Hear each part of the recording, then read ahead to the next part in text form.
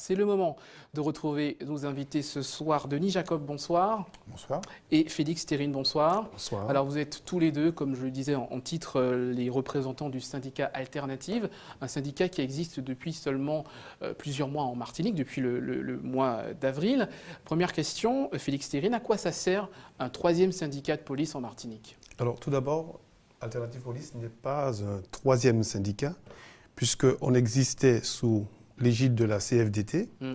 Et donc, il était tout naturel pour nous, n'ayant pas trouvé des motivations dans les autres organisations, dans les organisations qui en place en Martinique. Nous n'avons pas trouvé le fibre syndical, nous n'avons pas trouvé l'essence même.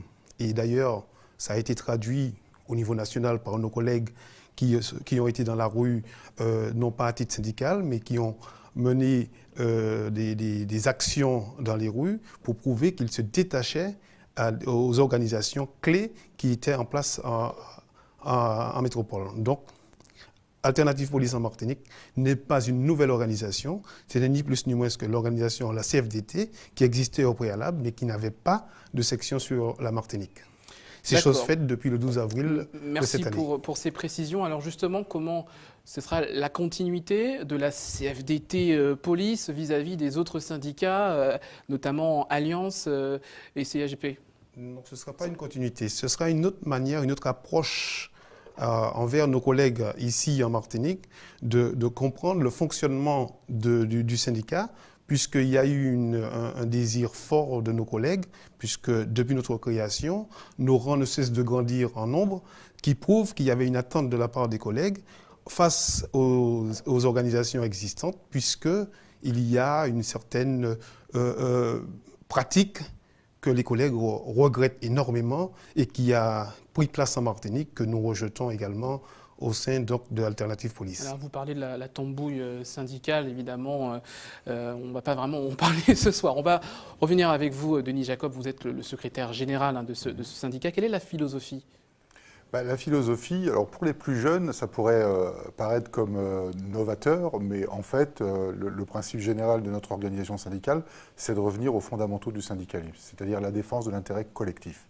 Alors qu'aujourd'hui, les autres syndicats dits historiques sont tombés plus dans une défense individualiste, voire clientéliste, des intérêts des agents. Donc on veut revenir aux fondamentaux du syndicalisme qui consiste avant tout à défendre les intérêts collectifs. Et les intérêts collectifs, ce sont les conditions de travail en premier lieu. Alors justement, quelles sont les difficultés rencontrées au quotidien par les policiers martiniquais? On avait reçu d'ailleurs notamment M. Louis Berthet, qui représente le syndicat Alliance ici. Il nous parlait notamment de manque d'effectifs, de problèmes de moyens. Est-ce que vous êtes sur la même longueur d'onde?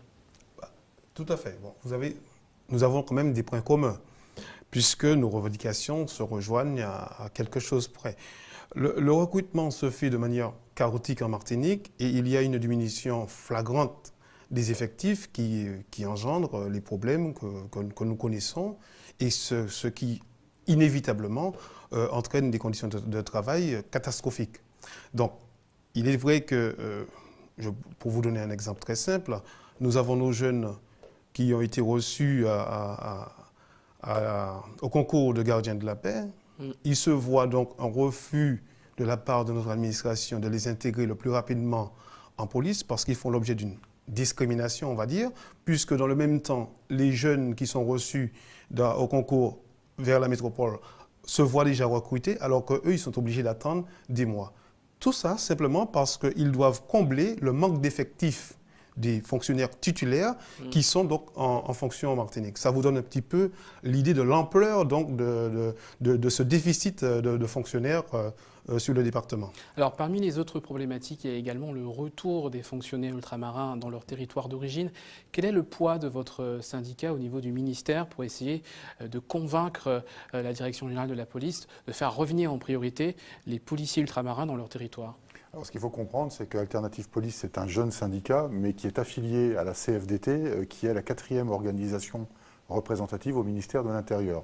Donc qui a ses entrées jusqu'au ministre et qui fait valoir ses revendications.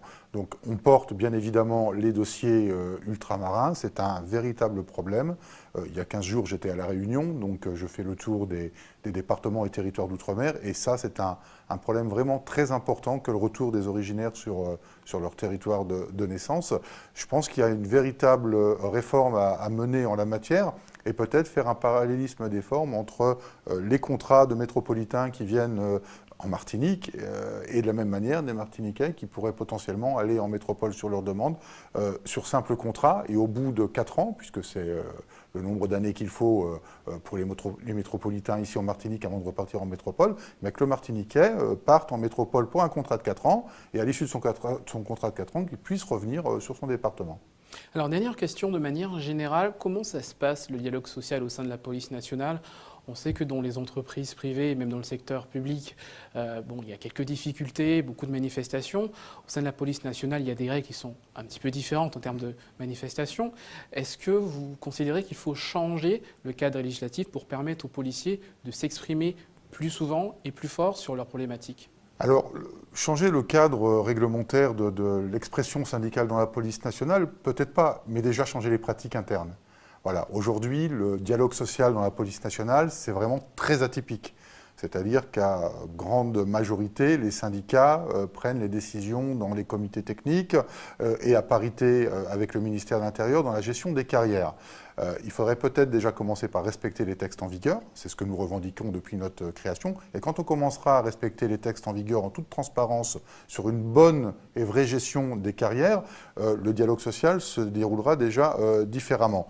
Après, bien évidemment, il y a des sujets cruciaux qui sont à l'ordre du jour, notamment par le gouvernement sur la réforme des retraites pour les régimes spéciaux. On en fait partie dans la police nationale. Le régime spécial de la police nationale a été acquis en 1948 contre l'abandon du droit de grève. Si le gouvernement revient sur les acquis que l'on a obtenus contre l'abandon du droit de grève, il est bien évident qu'il faudra aussi revoir, à l'inverse, certains acquis qu'on a perdus et nous les redonner. Alors, dernière question, Félix Thérine. Combien d'adhérents vous disposez au sein de ce syndicat aujourd'hui ? Alors là, ça c'est une question à laquelle je ne donnerai pas de réponse parce qu'en fait, vous savez qu'à la création donc, de cette section en Martinique, certains fonctionnaires ont été un peu réticents. Réticents pourquoi ? Parce que vous avez, quand il y a des organisations qui sont implantées et qui ont très souvent, puisque c'est le cas en Martinique, qui sont près des directeurs, qui sont près des commissaires. Vous savez, rien que pour ça, un fonctionnaire peut se voir évincé à l'avancement, rien que pour son appartenance dans une organisation syndicale. Alors, en toute honnêteté, je ne veux pas vous donner le nom, parce que je sais que l'administration voudrait que nous puissions leur dire nous avons tant d'adhérents. Je sais qu'il y a, vous savez, à la fin de l'année, il y aura les élections. Et tout le monde se fait déjà des projections sur que va devenir ou quelles seront l'issue de ces élections. On verra cela après le 6 décembre. Écoutez, merci beaucoup de votre réponse, même si on n'aura pas la réponse à notre question. Merci d'être venu ce soir nous parler de ce syndicat installé depuis le mois d'avril ici en Martinique, le syndicat Alternative.